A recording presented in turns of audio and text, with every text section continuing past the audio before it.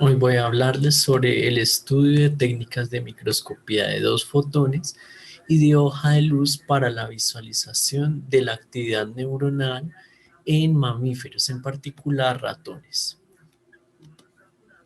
La pregunta que queremos responder es la siguiente. ¿Cuáles son los principales retos y avances en el estudio del sistema nervioso de mamíferos en vivo utilizando las técnicas de dos fotones y de hoja de luz? Para responder esta pregunta, nosotros debemos primero estudiar los cerebros de algunos seres vivos, en particular el de los humanos. Queremos entender su comportamiento, pero también podemos estudiar el de otros seres vivos como el de los ratones, ¿m? O el del pez cebra, ¿m? O incluso el de insectos. ¿M? Algunos de estos cerebros tienen un mayor tamaño que otros.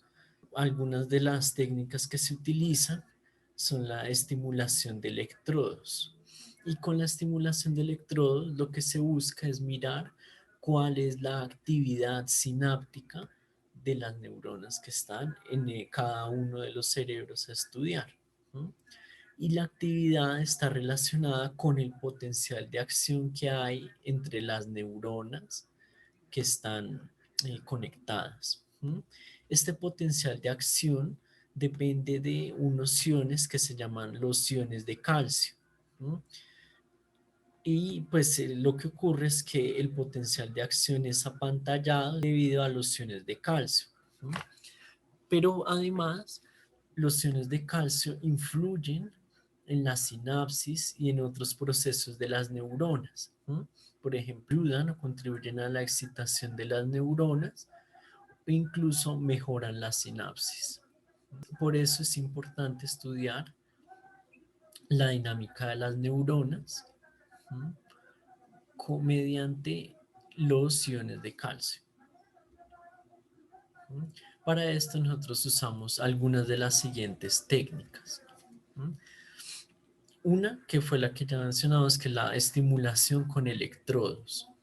Se aplican corrientes, se inyectan proteínas a las neuronas que van a indicar cuál es el camino que recorre el calcio. También se puede utilizar la resonancia magnética y la magnetoencefalografía para estudiar, digamos, la actividad neuronal que hay en el cerebro. Entonces, por ejemplo, acá se estudia cuando las diferencias en la actividad cuando una persona tiene los ojos cerrados o tiene los ojos abiertos. También se puede estudiar, en este caso en el pez cebra, se puede estudiar la actividad neuronal de todas sus neuronas mediante diferentes técnicas microscópicas, como lo son la epifluorescencia, la microscopía de hoja de luz y la microscopía de campo claro. Y se pueden observar diferentes detalles de su actividad y correlaciones entre o interacciones entre las neuronas vecinas. ¿No? Otra técnica que se puede utilizar es la microscopía de dos fotones, que se combina con la fluorescencia sobre las trazas de calcio. ¿No? Y con esas trazas de calcio podemos encontrar una red que nos permite entender cómo es la conectividad entre las neuronas de alguna parte específica que estemos estudiando. ¿Mm? En particular, si queremos mirar la microscopía de dos fotones, ¿mm? Nosotros podemos usar el siguiente procedimiento. Se inyecta de forma intracelular o por electroporación, un agente que nos permita marcar las proteínas que están asociadas al calcio, así como también se puede modificar la expresión de algunas de estas proteínas para poder verlas más fácilmente mediante la fluorescencia.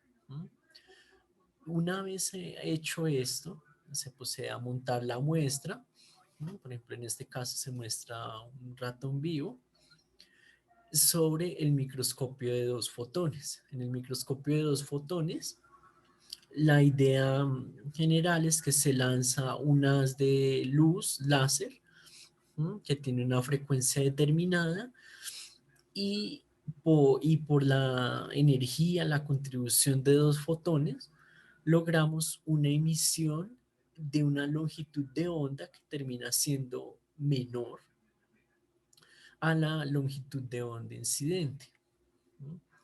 Esa longitud de onda de emisión es la que emite la sonda fluorescente que hemos insertado anteriormente, ¿no? Y que es detectada posteriormente, disculpen, en el detector, ¿no? Con dos fotones se puede realizar un escaneo a diferentes profundidades del cerebro de la muestra, en este caso del ratón. Listo. Otra de las técnicas es la microscopía de hoja de luz. En esta técnica también se pueden visualizar conglomerados de neuronas. Para eso se preparan diferentes muestras, por ejemplo, cerebros de ratón o de primate, o un pesebre entero. En cualquier caso, la muestra se coloca en agar y luego se coloca en el microscopio de hoja de luz, en el cual se incide una luz láser sobre una hoja delgada, ocurre fluorescencia sobre la muestra y esa fluorescencia es observada por una cámara. ¿No? ¿Listo? Y acá se pueden ver algunos resultados que se encuentran en la hoja de luz. Entonces, por ejemplo, en la hoja de luz se puede visualizar la actividad completa de un pesebre. También se puede observar ese mismo efecto en el cerebro del ratón, en el que se distinguen diferentes partes del cerebro, como el hipocampo, la corteza central, y lo mismo acá en el cerebro del primate, del marmoseto. Listo. Una de las desventajas que se pueden encontrar en estos microscopios es que se desearía estudiar la actividad a una gran profundidad, ¿sí? Que esa actividad se pueda recordar a una escala unicelular, por ejemplo en dos fotones, hemos visto que se podía, en la de hoja de luz también, ¿sí? Pero también necesitamos que las escalas de tiempo a las que grabemos sean fisiológicas, ¿sí? Y una cosa que es más problemática es la invasión de la muestra, ¿no? Entonces vimos que aunque las otras técnicas, aunque estas técnicas no son menos invasivas, que por ejemplo inyectar electrodos, afectan también la muestra, porque a veces toca cortar la muestra, ¿sí? Y en algunos casos, por ejemplo, en la microscopía de hoja de luz, no se puede observar en vivo el cerebro de un ratón o el de un primate. Entonces, una posible solución es la microscopía y multiplexor híbrida, ¿sí? Que es, bueno, esculpida, que se denomina HIMS, en la cual se combina dos fotones, tres fotones y un módulo multiplexor. ¿No? ¿Listo?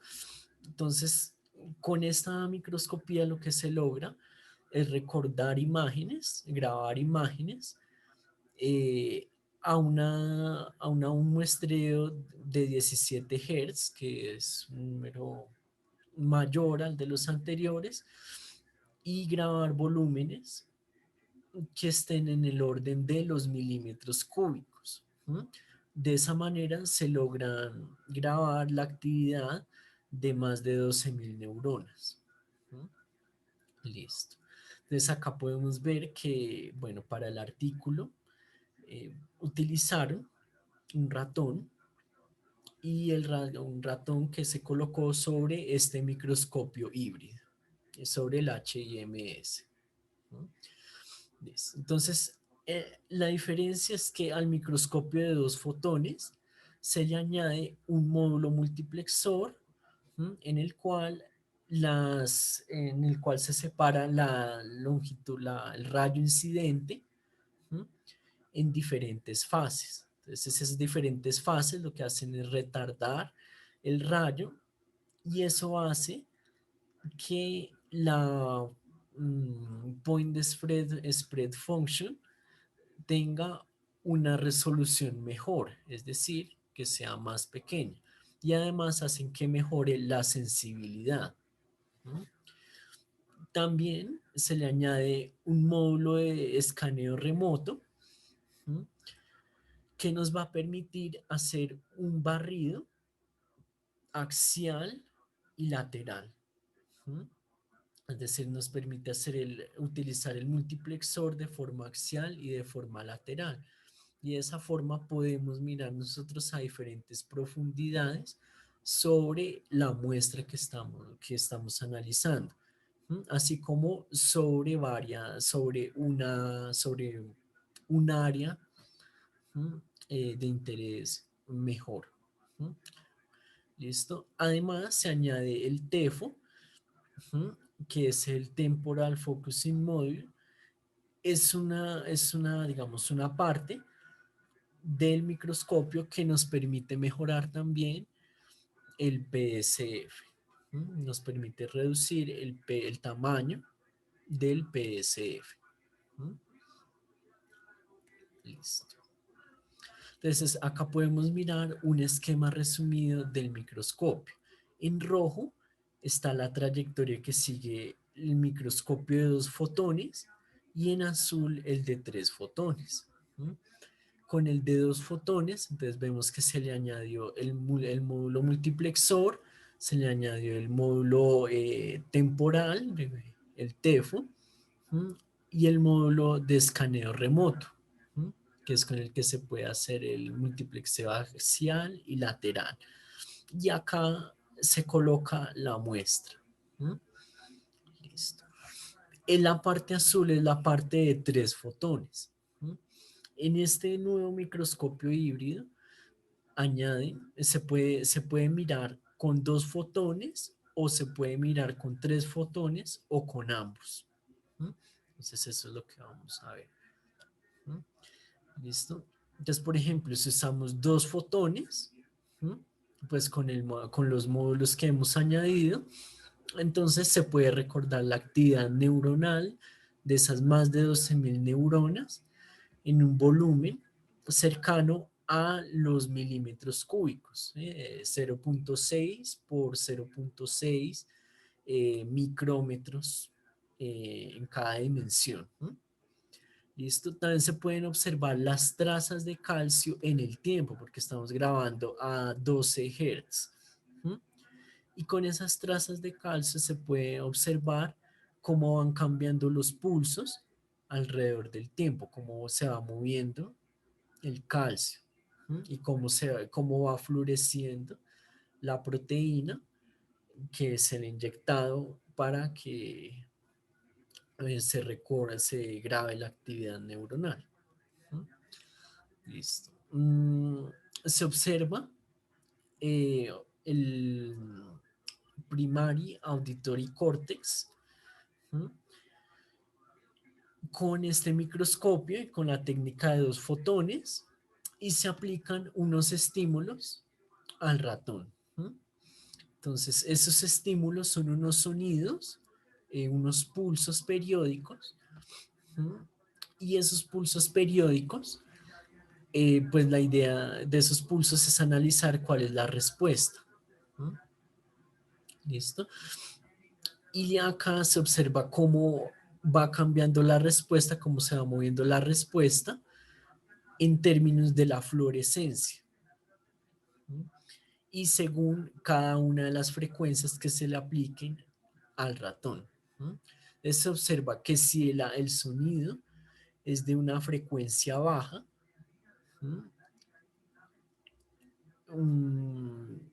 de una frecuencia media, es decir, que esté alrededor de los 40 kilohercios, entonces vamos a encontrar que hay una correlación entre las neuronas, es decir, las neuronas que están cercanas están respondiendo de la misma forma, mientras que las neuronas, cuando son estimuladas por frecuencias muy bajas o por frecuencias muy altas como las rojas, no responden en una región particular, ¿no? Sino que responden de forma conjunta, ¿no? Entonces, eso es lo que se observa acá, que hay una cierta tendencia de responder las neuronas conjuntamente a determinadas frecuencias, a unas frecuencias de entre 40 y 50 kilohertz. ¿Mm? Esto también se observa cuando se aplican las dos técnicas conjuntas, cuando se aplican dos fotones, tres fotones, y pues con el módulo multiplexor. ¿Mm? Entonces, con esa configuración, lo que se hace es un escaneo a diferentes profundidades, tanto con los dos fotones como con los tres fotones. ¿Mm? Digamos, se obtiene la actividad neuronal en un volumen de 0.6 por 0.6 por 1, en función del tiempo, y con eso se obtiene una matriz de correlación que nos dice cuáles neuronas están interactuando entre sí, y pues si hay, digamos, si hay relaciones o interacciones entre las neuronas más cercanas. Y eso precisamente es lo que se observa en estos triángulos negros y blancos. ¿Mm? Es decir, que sí hay una relación para ciertas frecuencias. ¿Listo? Entonces, como conclusiones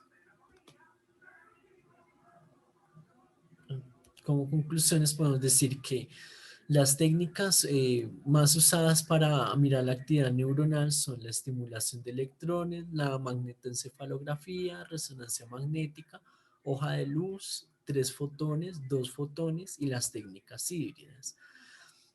La estimulación por electrones, electrodos y resonancia magnética son invasivas por el uso de electrodos.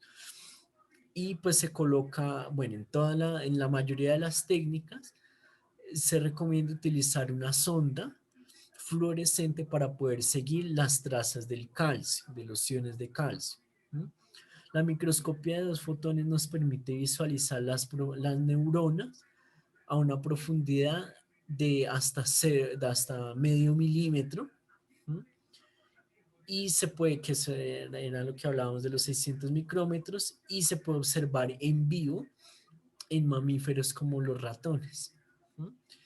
La microscopía de hoja de luz permite visualizar la actividad neuronal de todo el pez cebra, de todo el organismo, mientras que en la de dos fotones, pues visualizábamos era la de un cerebro, pero también en el pez cebra visualizábamos la de todo el organismo. ¿Mm? ¿Listo? La diferencia es que en la hoja de luz no pueden visualizarse todas las neuronas ni todos los nervios de mamíferos superiores, sino que lo que tocaba hacer era matar al organismo y pues analizar solamente una región de este como el cerebro, ¿no? O una parte del cerebro para hacerlo con hoja de luz. En dos fotones, ¿no? Además, se puede visualizar la actividad y las correlaciones entre diferentes neuronas. Es decir, podemos visualizar la actividad. Eh, Otras técnicas, en las técnicas híbridas, vimos que con la microscopía, con el módulo multiplexor y con el TEFO, se puede mejorar la resolución del microscopio de dos fotones. Y esto nos permitía grabar la actividad de más de 12.000 neuronas en un volumen prácticamente macroscópico. ¿Mm? Y además se podían visualizar las interacciones entre estas neuronas. Gracias.